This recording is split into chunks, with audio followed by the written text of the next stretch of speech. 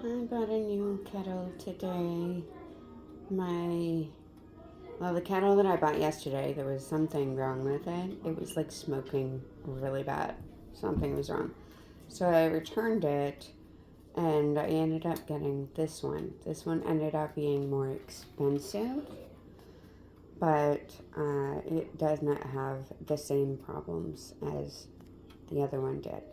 I'll include a clip of what the other one did this morning when I was trying to make tea. But this is the one that I ended up getting. And this one is working just fine. They're smoking a lot, eh? Yeah. What is up with that?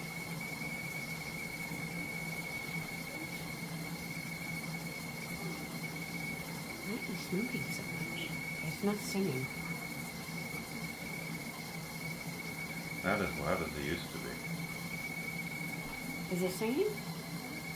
It is, but they're not as loud as they used to be. And that's smoking a lot.